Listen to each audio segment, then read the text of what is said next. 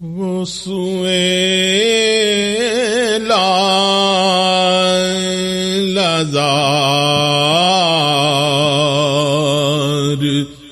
پھر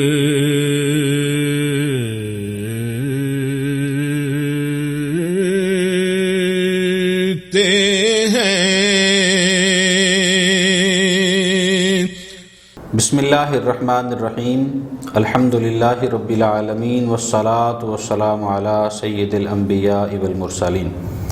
معزز سامعین و ناظرین، نور قرآن افطار ٹرانسمیشن سے میں ہوں آپ کا میزبان محمد ایوب آوان۔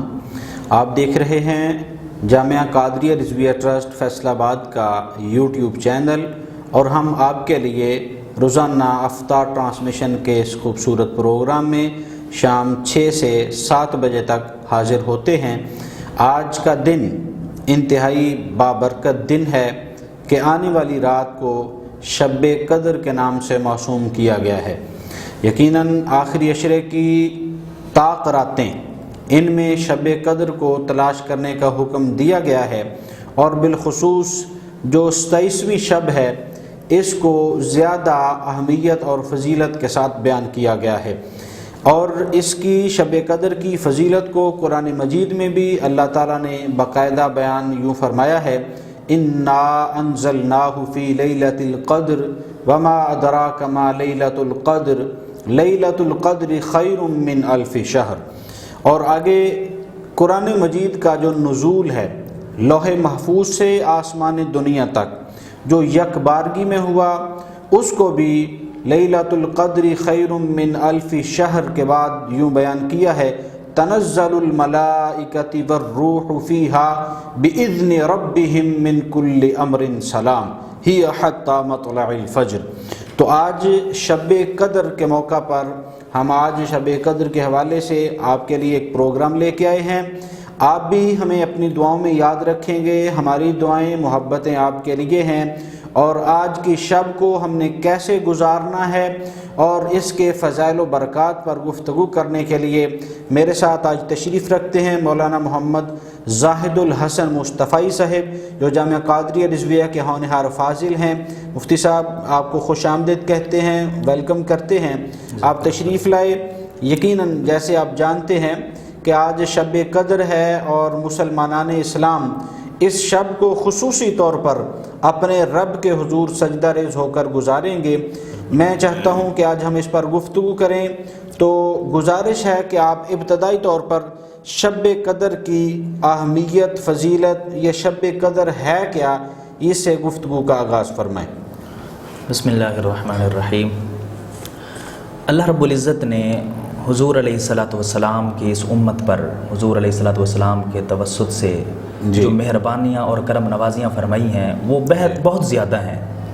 ان میں سے ایک اہم جو اللہ رب العزت کی کرم نوازی ہے وہ شب قدر ہے، کہ اللہ رب العزت نے حضور علیہ الصلاۃ والسلام کی امت کو یہ ایک عظیم رات عطا فرمائی ہے، کہ جس کے بارے میں اللہ رب العزت نے ارشاد فرمایا کہ یہ ایک رات، اس ایک رات کا ثواب 1000 مہینے کی راتوں سے بھی افضل ہے۔ اور اس کو اگر آپ بیان کریں، تقسیم کریں، تو یہ تقریباً 83 سال اور 4 ماہ کی عبادت بنتی ہے، ماشاءاللہ، اس ایک رات کی عبادت کا ثواب۔ ماشاءاللہ۔ مفسرین کرام نے بیان فرمایا ہے، روایت میں ہے کہ حضور علیہ الصلاۃ والسلام نے ایک مرتبہ بنی اسرائیل کے ایک شخص کا تذکرہ فرمایا کہ جس نے بہت زیادہ عمر ہتھیار بند ہو کر جہاد فی سبیل اللہ میں وہ مشغول رہا بہت زیادہ عرصہ۔ حضور علیہ الصلاۃ والسلام نے اس کا تذکرہ فرمایا، یا ایک روایت میں آتا ہے کہ حضور علیہ الصلاۃ والسلام نے حضرت ایوب، حضرت یوشع بن نون اور حضرت زکریا علیہ السلام کا تذکرہ فرمایا کہ انہوں نے اللہ رب العزت کی 80 سال ایسے عبادت کی کہ پلک تک نہیں جھپکی۔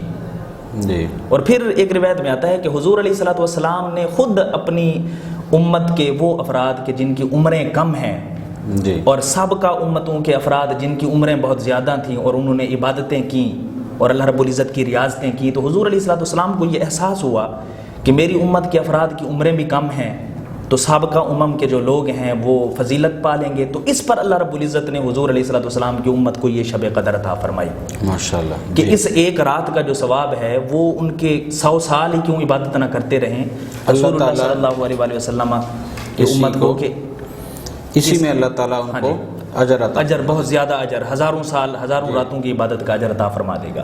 اب دیکھیں کہ اگر کسی کی زندگی میں 10 بار اگر شب قدر آئے تو اس کو اللہ رب العزت تقریباً 833 سال اور 4 مہینے کا ثواب عنایت فرمائے گا ماشاءاللہ. اور اگر کسی کی زندگی میں یہ 20 سال شب قدر آ جائے تو اس کو اللہ رب العزت 1666 سال اور 8 ماہ اللہ رب العزت اس کو ثواب عنایت فرمائے گا.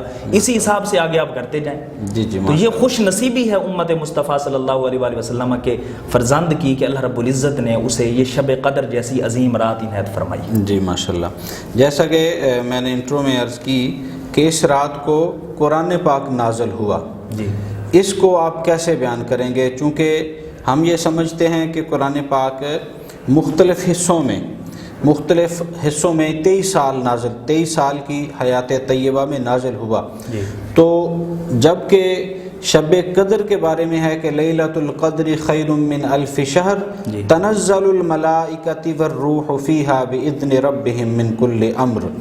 تو قرآن پاک اس رات میں نازل ہوا، اس فرق کو آپ کیسے بیان کریں گے؟ جی قرآن مجید اللہ رب العزت کی عظیم اور مقدس کتاب ہے. جی اب دیکھیں کہ اللہ رب العزت نے قرآن عظیم جیسی عظیم اور مقدس کتاب کا نزول اسی رات کے لیے مختص کیا. جی کہ یہ عظیم رات اور پھر ادھر عظیم کتاب، اس رات کے لیے اللہ رب العزت نے اس کو مختص کر دیا.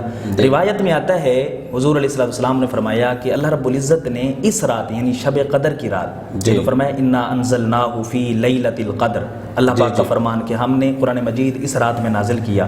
تو حضور علیہ السلام نے فرمایا کہ اللہ رب العزت نے لوح محفوظ سے بیت العزت کی طرف یعنی آسمان دنیا کی طرف یہ قرآن پاک ایک بار ہی اس یعنی شب قدر کی رات اللہ رب العزت نے نازل فرما دیا. ٹھیک ہو. اور پھر جو حصہ ضرورت کے مطابق حضور علیہ السلام کی حیات طیبہ میں آپ کے قلب اطہر پر 23 سال کے عرصہ میں نازل ہوا حضرت جبرائیل علیہ السلام کے ذریعہ سے، وہ پھر بیت العزت سے آگے 23 سال تک نازل ہوتا رہا. یہ اس کا فرق ہے کہ ایک بار جو نازل ہوا بیت العزت پر وہ شب قدر کی رات نازل ہو گیا. یعنی ہم یوں سمجھ سکتے ہیں کہ قرآن مجید کے نزول کا دو طریقے ہیں. ہاں جی. ایک تھا کہ لوح محفوظ پہ جو قرآن مجید محفوظ پڑا تھا، ہاں جی، اس کو لیلۃ القدر میں آسمان دنیا پر نازل کر دیا گیا اور وہ اسی شب کو ہوا. اور اس کے بعد پھر بالترتیب جیسے جیسے نبی اکرم شفیع اعظم صلی اللہ علیہ وسلم کو ضرورت پڑی یا جیسے جیسے رب تعالیٰ کی منشا ہوئی اس کے مطابق جناب جبریل امین علیہ السلام کے ذریعے سے قرآن پاک کو نازل کر دیا گیا. تو مفتی صاحب میرا آگے سوال یہ ہے کہ شب قدر اس کی وجہ تسمیہ کیا ہے؟ اس کو ذرا آسان الفاظ میں بیان کر دیں. شب قدر کو شب قدر کیوں کہا جاتا ہے؟ پھر ہم آگے گفتگو کا سلسلہ بڑھائیں گے. جی شب قدر جو ہے کہ شب قدر کو شب قدر کیوں کہا جاتا ہے؟ پہلے تو دیکھتے ہیں کہ اس کا مطلب کیا ہے. قدر کا جو مطلب ہے وہ ہے مرتبہ اور عظمت. جی تو اس رات میں شب قدر کی اس عظیم رات میں ایک تو اللہ رب العزت نے قرآن مجید کو نازل فرمایا، اس لیے اس کو عظمت اور برکت والی رات قرار دیا گیا. اور دوسری چیز یہ ہے کہ اس رات میں جو بندہ اللہ رب العزت کی عبادت کرتا ہے وہ اللہ کے نزدیک عظمت والا اور برکت والا بن جاتا ہے، اس لیے اس کو شب قدر کہا گیا. اور دوسری جو وجہ ہے وہ حدیث پاک میں آتی ہے. حضور علیہ السلام کے پیارے صحابی حضرت عبداللہ ابن عباس رضی اللہ تعالی عنہما بیان کرتے ہیں کہ حضور علیہ السلام نے فرمایا کہ یہ جو شب قدر کی رات ہے اس رات اللہ رب العزت اپنے تمام فیصلے اور منصوبے کہ کس کو روزی ملنی ہے، کون محروم رہنا ہے، کس کی زندگی ختم ہونی ہے، کس کو زندگی ملنی ہے، یہ تمام تر فیصلے اور منصوبے اللہ رب العزت اس رات فرشتوں کے سپرد فرماتے ہیں. اس لیے اس کو شب قدر کہا گیا ہے. اب یہاں پہ ایک اشکال پیدا ہوتا ہے اور وہ یہ ہے کہ مشہور روایات کے مطابق تو ہم سنتے آئے ہیں کہ یہ منصوبے اور یہ معاملات اللہ رب العزت تو 15ویں شعبان کی رات فرشتوں کے سپرد فرماتے ہیں. بالکل صحیح ہے. تو پھر ہم ادھر حدیث پاک میں دیکھ رہے ہیں کہ اللہ رب العزت ماہ رمضان کی جو شب قدر ہے اس میں ثواب حاصل کر لے. یہ کوئی گھاٹے والا سودا نہیں ہے. لیکن مختص راتیں جو کی گئی ہیں نا وہ یہ طاق راتیں کی گئی ہیں. لیکن ہمیں چاہیے کہ ہم ان پوری 10 راتوں میں جس طرح کہ حضور علیہ السلام کا فرمان مقدس بھی ہے, میں آگے وضاحت کرتا ہوں اس کی, کہ حضور علیہ السلام نے اس کے اوپر امت کو پیغام بھی دیا ہے کہ ہم یہ پوری 10 راتیں ہی کیوں نہ عبادت میں گزاریں کہ جس راتوں میں اللہ رب العزت نے نیکی کا بھاؤ دگنا چگنا کر دیا ہے, اور پھر بندے کو اتنا اجر عظیم عنایت فرمایا جا رہا ہے کہ کسی امت کو یہ نصیب نہیں ہوا. جی یہ شب قدر. اور پھر اس کے اوپر ایک چیز اور بھی ہے کہ شب قدر کو مخفی رکھا گیا ہے, واضح نہیں کیا گیا. اس کی بھی 2 وجہ ہیں کیوں نہیں واضح کیا گیا. ایک وجہ تو یہ ہے کہ اگر شب قدر کو واضح کر دیا جاتا, حضور علیہ السلام بتا دیتے کہ جی 27ویں کی رات شب قدر ہے جی, تو بندہ جو ہے اسی ایک رات کے اوپر بھروسہ کر کے بیٹھ جاتا اور وہ باقی راتوں کو عبادت نہ کرتا, باقی راتوں کا جو اجر و ثواب ہے اس کو ضائع کر دیتا, اسی ایک رات کے اوپر بھروسہ کر کے بیٹھ جاتا اور ہزاروں سال کی عبادت کے اوپر انحصار کر کے بیٹھ جاتا. بالکل صحیح. اس لیے اس کو مخفی رکھا گیا کہ تاکہ بندہ اللہ رب العزت کی جو نعمتیں ہیں ان کے اوپر شکر ترتیب سے بجا لاتا رہے. ماشاءاللہ. کہ اللہ رب العزت جو بندوں کو نعمتوں سے نواز رہا ہے, دن بدن اس کو دگنی چگنی نعمتیں مل رہی ہیں, اس کے اوپر بندہ ہر وقت اللہ رب العزت کی بارگاہ میں سربہ سجود رہے. اس لیے اس کو مخفی رکھا گیا. اور دوسری وجہ یہ بھی ہے جس کو علماء بیان فرماتے ہیں کہ جس طرح کہ ہم نے دیکھتے ہیں, سنتے ہیں, پڑھتے ہیں کہ شب قدر کی رات نیکی کا بھاؤ دگنا چگنا ہے, بہت زیادہ فضیلت ہے, قرآن مجید میں بھی بیان کیا گیا. اسی طرح اس رات میں گناہ کا وبال بھی بہت زیادہ ہے. اللہ اکبر.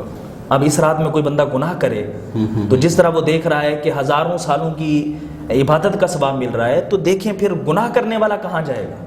بالکل بالکل. تو گناہ کا وبال بھی بہت زیادہ ہے. اگر بالفرض عادی مجرم جی جو ہر وقت اللہ رب العزت کی نافرمانی میں رہتا ہے, اگر بالفرض وہ اس رات بھی اللہ رب العزت کی رحمت سے محروم رہا جی, تو پھر کیا ہوگا؟ پھر تو کھلم کھلا مطلب یہ ہوگا کہ وہ اللہ رب العزت سے بغاوت اور سرکشی کا اعلان کر رہا ہے. اللہ اکبر. تو جب بندہ اس رات, یعنی پتہ ہوتا کہ یہ رات شب قدر ہے, اور عادی مجرم اس رات بھی اللہ رب العزت کی عبادت سے محروم رہتا اور بغاوت اور سرکشی کا اعلان کرتا, تو پھر وہ ڈائریکٹ اپنے آپ کو جہنم کا ایندھن بنا رہا ہوتا, یعنی خود اللہ کے عذاب کو وہ دعوت دے رہا ہوتا. اس لیے اللہ رب العزت نے اس کام میں حکمتیں رکھی ہیں, اور حکمت کے تحت ہی یہ مخفی رکھا گیا کہ شب قدر کو, تاکہ بندے زیادہ سے زیادہ اللہ رب العزت کی عبادت کر کے اللہ رب العزت کی نعمتوں کے اوپر شکر ادا کر سکیں. جی ماشاءاللہ. جی ناظرین, ہم آج شب قدر کے حوالے سے خوبصورت گفتگو سننے کے لیے ہمارے درمیان موجود ہیں مولانا محمد زاہد الحسن صاحب, جو کہ بہت زبردست خطیب ہیں اور نامور عالم دین ہیں, جامعہ کے ہونہار فاضلین میں آپ کا شمار ہوتا ہے.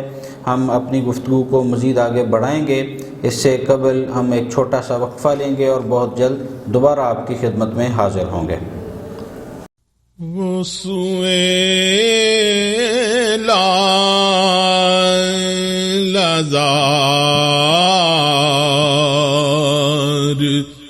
پھر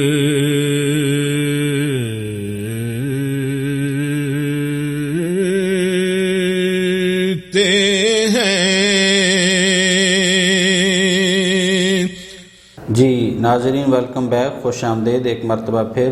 ہم آپ کو اپنے پروگرام نور قرآن افطار ٹرانسمیشن میں خوش آمدید کہتے ہیں, اور آج ہم گفتگو کر رہے ہیں شب قدر کے حوالے سے, جو کہ آج کی رات تمام مسلمانان اسلام جس میں اپنے رب کو راضی کرنے کے لیے سجدہ ریزی میں گزاریں گے. تو آج کی اس رات کی اہمیت, فضیلت اور اس میں عبادت گزاری کے جو طریقے ہیں ان کو معلوم کرنے کے لیے ہم نے دعوت دی مولانا محمد زاہد الحسن صاحب کو, جو کہ مفتی صاحب آپ ابھی بیان کر رہے تھے زاہد بھائی کہ اس میں عبادت کرنے کی فضیلت یہ ہے. فضیلت کے ساتھ ساتھ جو لوگ اتنی عظمت اور برکت والی رات کو بغیر عبادت کے گزار دیتے ہیں, ان کے لیے کیا کیا وعیدیں آئی ہیں اور یہ ان کا کتنا بڑا نقصان ہے, اس کو ذرا آسان الفاظ میں بیان فرمائیں.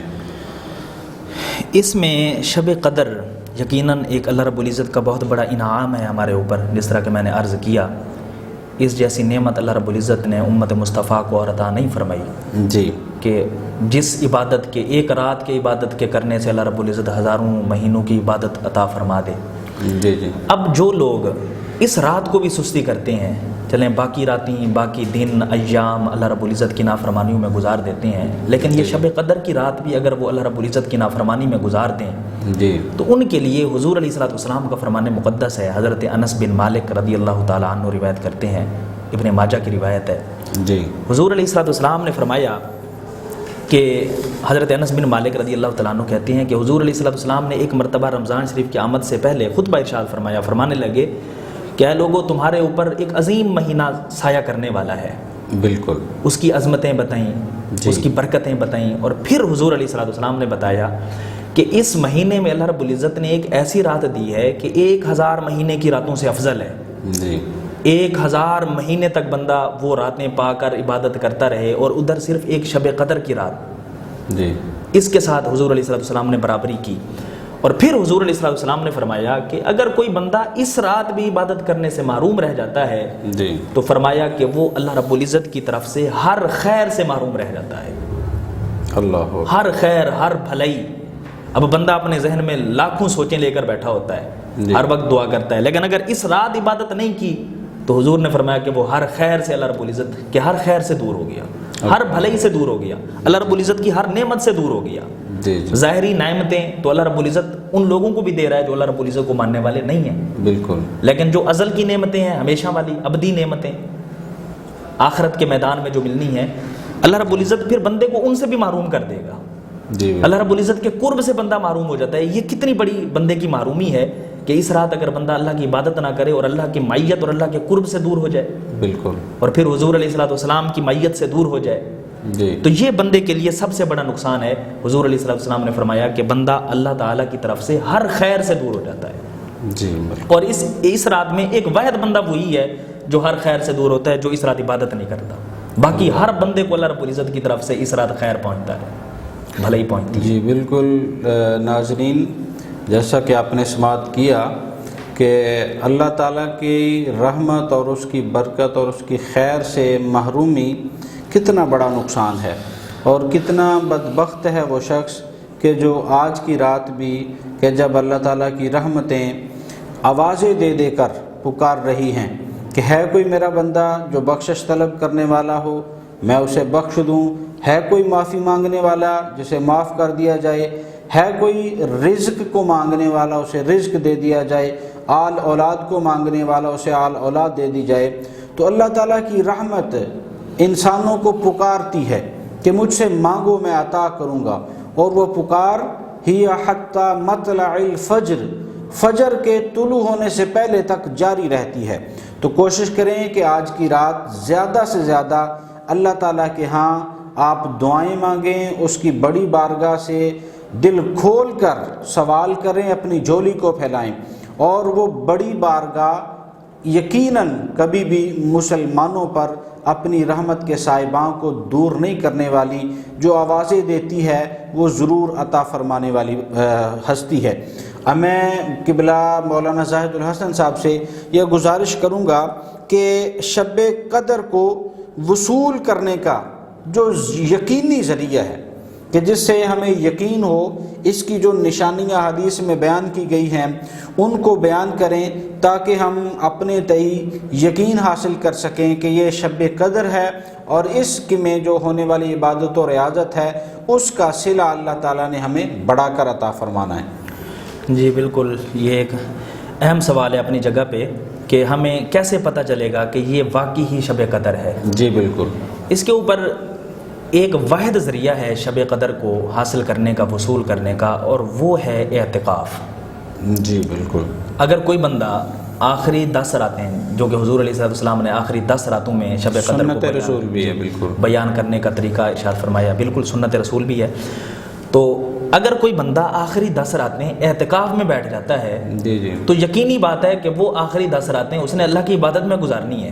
جی بالکل، اور اگر دوسری بات، پہلی بات تو یہ ہے کہ یقینی طور پہ اس نے اللہ کی عبادت میں گزارنی ہے۔ دوسری بات یہ کہ اگر وہ معتکف سو بھی جائے جی اور اس کے مقابلہ میں دوسرا بندہ سو جائے تو یہ معتکف کو سونے کا بھی ثواب ملتا رہے گا، بالکل بالکل، چاہے وہ سویا رہے، عبادت نہ بھی کرے تو اس کو ثواب ملتا رہے گا۔ تو یہ آخری 10 راتوں میں اگر کوئی بندہ اعتکاف میں بیٹھ جائے تو گویا وہ یقینی طور پر اس طاق رات کو یا جو بھی شب قدر بن رہی ہے اللہ رب العزت کے علم کے مطابق اس کو ضرور پالے گا۔ اور حدیث پاک میں بھی آیا ہے، جی جی، حضور علیہ الصلوۃ والسلام کا فرمان مقدس ہے، حضرت ابو سعید خدری رضی اللہ تعالیٰ عنہ روایت کرتے ہیں، مسلم اور بخاری کی متفق علیہ حدیث ہے کہ حضور علیہ الصلوۃ والسلام نے ایک مرتبہ رمضان المبارک کے پہلے عشرے کو اعتکاف کیا، جی پھر حضور علیہ الصلوۃ والسلام نے دوسرے عشرے کو اعتکاف کیا، جی، پھر حضور علیہ الصلوۃ والسلام نے فرمایا کہ مجھے آواز آئی ہے کہ تیسرے عشرے کو اعتکاف کرو اور اس میں شب قدر تلاش کرو۔ اب حضور علیہ الصلوۃ والسلام نے پہلے عشرے کا اور دوسرے عشرے کا اعتکاف اس لیے کیا تھا کہ شب قدر تلاش کروں، لیکن پھر جب 2 کا ہو گیا تو پھر حضور علیہ الصلوۃ والسلام نے فرمایا کہ مجھے اللہ رب العزت کی طرف سے یہ پیغام آیا ہے کہ اے محبوب تیسرے عشرے کا اعتکاف کرو اور ان کی 10 راتوں میں شب قدر کو تلاش کرو۔ جی، اب ان 10 ایام میں حضور علیہ الصلوۃ والسلام نے ایک تو اعتکاف کا بھی حکم دے دیا اور پھر شب قدر تلاش کرنے کا بھی حکم دے دیا۔ اب جو بندہ ان 10 راتوں میں اعتکاف کر لے گا تو یقینی طور پہ وہ شب قدر کو پالے گا اور اس کے ثواب اور اس کی نعمتیں اور اس کی برکتیں اور اس کی عظمتوں کو بھی پالے گا۔ جی ماشاءاللہ۔ تو میں آخر میں آپ سے گزارش کروں گا، چونکہ ہمارے بہت سارے ناظرین آج کی شب کے حوالے سے اس بات کے خواہش مند ہیں کہ انہیں بتلایا جائے کہ اس شب کو کیسے وہ گزاریں، اس شب میں کیا کیا اعمال جو اللہ تعالیٰ کے ہاں زیادہ پسندیدہ ہوں گے، احادیث طیبہ میں کون کون سی چیزوں کو بیان کیا گیا ہے۔ ہمارے ناظرین، ہماری بہت ساری مائیں بہنیں، ان کو اس شب کے حوالے سے کچھ وظائف ضرور عرض کریں تاکہ آپ کے ان بتائے ہوئے اصولوں کے مطابق آج کی شب ہمارے ناظرین گزار سکیں۔ جی بالکل، علماء کرام فرماتے ہیں کہ اگر کوئی بندہ اس رات مغرب اور عشاء کی نماز با جماعت پڑھ لے تو شب قدر کی فضیلت کو وہ بھی حاصل کر لے گا۔ جی صحیح ہے، لیکن یہ شب قدر کی فضیلت کا سب سے ادنا درجہ ہے۔ جی ٹھیک ہے، ایک بندے نے مغرب اور عشاء کی نماز با جماعت ادا کی، لیکن اس کے علاوہ بھی ہمیں کرنا چاہیے۔ ٹھیک ہے، اس کے علاوہ ہمیں کیا کرنا چاہیے؟ شریعت میں کوئی قید مقرر نہیں کی گئی کہ آپ نے یہ کرنا ہے، یہ نہیں کرنا، یہ کرنا ہے، یہ نہیں کرنا۔ بندے کے دل کو جو عبادت اچھی لگے وہ عبادت بندہ شروع کر دے، اللہ رب العزت کی بارگاہ میں گڑ گڑانا شروع کر دے، جی اللہ رب العزت کی بارگاہ میں استغفار کرنا، اپنے گناہوں کی معافی مانگنا یہ شروع کر دے۔ حدیث پاک میں آتا ہے حضور علیہ الصلوۃ والسلام نے فرمایا افضل الاعمال لا الہ الا اللہ وافضل الدعاء الاستغفار۔ جی بالکل، سب سے بہترین عمل حضور علیہ الصلوۃ والسلام نے فرمایا اللہ تعالیٰ کی توحید کے علم کو بلند کرنا ہے، جی صحیح، لا الہ الا اللہ۔ اور اللہ تعالیٰ کی توحید کا علم بندہ تب بلند کرے گا جب عملی طور پہ بندہ اللہ تعالیٰ کی توحید کے علم بردار کا نمونہ بن جائے گا، بالکل، کہ اللہ رب العزت کے ہر حکم کو ماننے والا اور ہر جو جس کام سے روکا گیا اس سے پیچھے ہٹنے والا جب بندہ بن جائے تو پھر بندہ لا الہ الا اللہ کا علم بلند کرتا ہے حقیقی طور پہ۔ جی، اور دوسری جو حدیث پاک کا حصہ بیان کیا گیا کہ استغفار، اپنے گناہوں کی معافی مانگنا۔ اس رات میں بندہ زیادہ سے زیادہ اپنے گناہوں کو یاد کرے اور اس کے اوپر معافی مانگے۔ اللہ رب العزت کی ذات بخشنے والی ہے، اس رات میں تو اللہ رب العزت رحمت کے سارے دروازے کھول دیتے ہیں، جی فرشتے جھونک در جو آسمان دنیا کی طرف نازل ہو رہے ہوتے ہیں، اور وہ اللہ رب العزت کے نیک بندے جو یہ رات عبادت میں گزار رہے ہوتے ہیں، فرشتے ان لوگوں کو اپنے جھرمٹ میں لے لیتے ہیں۔ جی صحیح ہے، اور اگر اللہ کا کوئی بندہ اس رات استغفار کرتا پایا گیا، اللہ رب العزت کی بارگاہ سے رو رو کے معافیاں مانگ رہا ہے، اپنے گناہوں کی بخشش کی طلب کر رہا ہے، تو مالک اس کے اوپر کتنی کرم نوازی فرمائیں گے، بالکل، اور اس بندے کی معافی بھی ہو جائے گی، فرشتوں کے جھرمٹ میں بھی آ جائے گا، فرشتوں کی مجلس میں بھی آ جائے گا۔ یہ سب سے اس کے علاوہ قرآن مجید کی تلاوت کرے، اور قرآن مجید کی تلاوت اس طریقے سے کرے کہ ایک ایک لفظ کو دیکھے اور اس کے اندر غرق ہو جائے۔ ماشاءاللہ، اگر کہیں پہ اللہ رب العزت کی نعمت کا ذکر آ رہا ہے تو مالک کا شکر ادا کرے کہ مالک تو نے مجھے یہ نعمتیں بھی دی ہیں، یہ نعمتیں عطا فرمائی ہیں، یہ نعمتیں عطا فرمائی ہیں۔ اور اگر کہیں پہ عذاب کی وعید آ رہی ہے تو فوراً گڑ گڑائے اور روئے اور آنکھوں سے آنسو جاری کرے کہ مالک تیری مہربانی ہے کہ تو نے ابھی تک مجھے بچایا ہوا ہے، جی اور آئندہ بھی اپنی کرم نوازی سے بچا کے رکھنا۔ تو یہ جو اس کا ایک آنسو ہے نا، اس رات میں گرنے والا ایک آنسو، یہ اسے ہر غم سے نجات دے گا۔ ماشاءاللہ، اسی طرح اس رات میں درود و شریف کا ذکر کرے بندہ، زیادہ سے زیادہ درود شریف پڑھے حضور علیہ الصلوۃ والسلام کی ذات مقدسہ پر۔ نبی کریم صلی اللہ علیہ وآلہ وسلم کا فرمان مقدس ہے، آپ صلی اللہ علیہ وآلہ وسلم نے فرمایا کہ جو بندہ دنیا میں میرے اوپر سب سے زیادہ درود سلام پڑھنے والا ہے، درود شریف پڑھنے والا ہے، قیامت کے دن وہ بندہ سب سے زیادہ میری شفاعت کا مستحق ہوگا۔ ماشاءاللہ ماشاءاللہ۔ اب ہم حضور علیہ الصلوۃ والسلام کی شفاعت کی طلب ہر وقت کرتے رہتے ہیں جی، اور ہر وقت اللہ سے یہ دعا کرتے رہتے ہیں کہ یا اللہ ہمیں حضور کی شفاعت نصیب فرمانا۔ اب اللہ کے محبوب نے شفاعت حاصل کرنے کا ذریعہ بتا دیا، طریقہ بتا دیا کہ جس بندے نے دنیا میں میرے اوپر سب سے زیادہ درود پڑھا، قیامت کے دن وہ میری شفاعت کا سب سے زیادہ مستحق ہے۔ اور ایک حدیث پاک میں آتا ہے، حضور علیہ الصلوۃ والسلام نے فرمایا کہ بندے کی دعا جو ہے اس وقت تک زمین و آسمان کے درمیان لٹکی رہتی ہے جب تک کہ بندہ میرے اوپر درود و سلام نہ پڑھ لے۔ بالکل۔ تو درود و سلام دعاؤں کی قبولیت کا ذریعہ ہے، بندے کی بخشش کا ذریعہ ہے، بندے کی شفاعت کا ذریعہ ہے۔ اس لیے اس رات میں زیادہ سے زیادہ درود و سلام کا اہتمام کرنا چاہیے۔ اور ہمیں نہیں پتہ ہوتا آج کے اس دور میں کہ ہماری بہت سی نمازیں قضا ہو جاتی ہیں، چاہتے ہوئے نہ چاہتے ہوئے۔ تو اس رات میں ان نمازوں کی قضا شروع کر دے، 2 گھنٹے 3 گھنٹے اللہ رب العزت کی ایسی عبادت میں گزارے کہ ان نمازوں کی قضا شروع کر دے۔ اور اللہ رب العزت، یعنی آپ یہ کہہ رہے ہیں کہ جیسے دیگر ہم صلاۃ و تسبیح وغیرہ ادا کرتے ہیں یا مختلف نوافل ادا کرتے ہیں، ان کی جگہ پہ ہماری زندگی کی جو گزشتہ قضا نمازیں ہیں ہم ان کو ادا کریں۔ اور نوافل کو ادا کرنا یہ بھی ایک بہت بڑا کار خیر ہے۔ حضور علیہ الصلوۃ والسلام نے فرمایا کہ قیامت کا دن ہوگا جس بندے کے فرائض کم ہو رہے ہوں گے، جی، اللہ رب العزت پوچھیں گے فرشتوں سے کہ فرشتوں دیکھو اس کے نامہ اعمال میں کوئی نوافل ہیں؟ اگر اس کے نامہ اعمال میں نوافل مل گئیں تو اللہ رب العزت ان نوافل کو فرائض کا درجہ عنایت فرما دیتے ہیں۔ ماشاءاللہ۔ تو یہ اس رات میں نوافل ادا کریں، اللہ رب العزت کی بارگاہ میں گڑ گڑائیں، اپنے گناہوں کی معافی طلب کریں، ہر وہ عبادت کریں جس کا اللہ رب العزت نے حکم دیا، تاکہ وہ 1000 مہینوں کی عبادت کا جو ثواب ہے وہ بندہ اس رات میں کامل طریقے سے حاصل کر سکے۔ جی ماشاءاللہ، بہت سارا شکریہ۔ معزز ناظرین، ہم آج گفتگو کر رہے تھے شب قدر کے حوالہ سے، آخر میں بڑی خوبصورت کلمات کے ساتھ مولانا محمد زاہد الحسن صاحب نے آج کی رات کے جو وظائف ہیں وہ آپ کے سامنے بیان کیے۔ آپ کا یہ کہنا تھا کہ آپ نوافل بھی ادا کریں، آپ قرآن مجید کی تلاوت کریں، آپ درود پاک کو زیادہ سے زیادہ پڑھیں، ذکر اللہ کریں، اور بالخصوص جو آپ کی قضا نمازیں رہ چکی ہیں اگر آپ نوافل کی جگہ پہ ان قضا نمازوں کو ادا کر لیں اور ان قضا نمازوں میں صرف فرض کو ادا کریں، ہر نماز کے جو فرائض ہیں ان کو آپ ادا کرتے جائیں، تو آپ کی زندگی کی گزشتہ جتنی بھی نمازیں ہیں ان نمازوں میں سے جو آج کی رات آپ پڑھ لیں گے، اللہ تعالیٰ اپنی رحمت سے آپ کی گردن سے ان نمازوں کا بوجھ اتار دے گا۔ اور اسی طرح اعتکاف پہ بیٹھنا یہ بھی ایک اہمیت ہے، اور اس اعتکاف میں بیٹھنے کی وجہ سے آج کی رات کی جو فضائل و برکات ہیں، یہ میں مولانا صاحب یہ آخری سوال کرنا چاہوں گا کہ اگر ہم 20 رمضان المبارک کو اعتکاف پہ نہ بیٹھ سکے تو کیا آج کی رات بھی اعتکاف پہ بیٹھا جا سکتا ہے؟ جی، یہ نفلی اعتکاف ہے جی، جو سنت اعتکاف ہے وہ 10 دن کا ہے، ٹھیک ہے۔ یہ نفلی اعتکاف ہے، علماء کرام یہ بیان کرتے ہیں کہ یہ نفلی اعتکاف اگر آخری 3 دن بیٹھ دیا جائے تو اس کے اوپر بھی اللہ رب العزت بے شمار اجر و ثواب عنایت فرماتے ہیں۔ جی، اور صحیح ہے۔ ایک اور عمل بھی ہے کہ حضور علیہ الصلوۃ والسلام سے حضرت ام المومنین عائشہ صدیقہ رضی اللہ تعالیٰ عنہا نے دریافت کیا کہ یا رسول اللہ صلی اللہ علیہ وسلم، اگر میں شب قدر کی رات کو پا لوں تو پھر میں کیا کلمات ادا کروں؟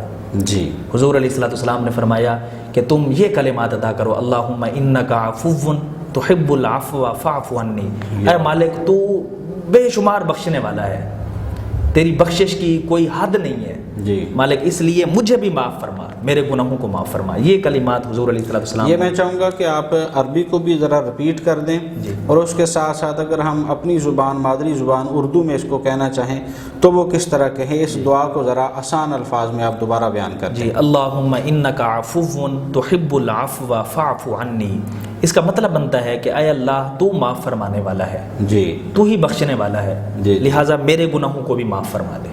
اللہ اکبر، ماشاء اللہ۔ اے اللہ تو معاف کرنے والا ہے، تو ہی معاف کرے گا، اس لیے تو میرے گناہوں کو معاف کر دے۔ ناظرین، اسی کے ساتھ آج کے پروگرام کا ہم اختتام کرتے ہیں۔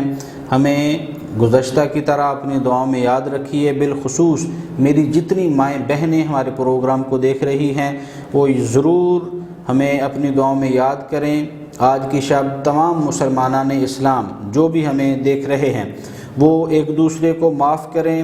غلطیاں کوتاہیاں ہر انسان کی زندگی کا حصہ ہوتی ہیں، کہیں پہ ہم کسی سے ظلم کر بیٹھتے ہیں، کوئی ہم پہ ظلم کر جاتا ہے، تو اگر ہم آج کی رات اپنے اوپر ہونے والے ان ظلموں کو معاف کر دیں گے، بڑے پن کا مظاہرہ کریں گے، اور آج کی رات ہم اپنے رب سے معافی مانگتے ہوئے اپنے ان گناہوں کو بھی معافی میں لے کے جائیں گے کہ جو گناہ ہم نے جانے میں کیے، انجانے میں کیے، کسی کے کہنے پہ کیے، تو یقیناً اللہ کی ذات معاف کرنے والی ذات ہے۔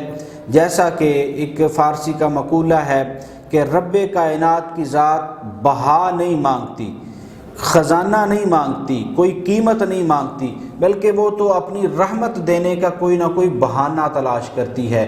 رحمت حق بہا نہ مجویت، رحمت حق بہانہ مجویت۔ اللہ تعالیٰ کی ذات سے اس دعا کے ساتھ کہ پروردگار، اے پالنہار، آج تیرے جتنے بھی بندے، تیری جتنی بھی بندیاں تیرے آگے سجدہ ریز ہو رہی ہیں، اپنے گناہوں پہ نادم ہو رہی ہیں، اے پالنہار، اے پروردگار، ان کو اپنی رحمت سے وافر حصہ عطا فرما اور ان کے گناہوں کو معاف فرما۔ آمین بجاہ نبی الامین۔ ہمارے پروگرام کا اختتام ہوگا کل انشاءاللہ اسی وقت شام 6 سے 7 بجے دوبارہ آپ کے پاس حاضری ہوگی۔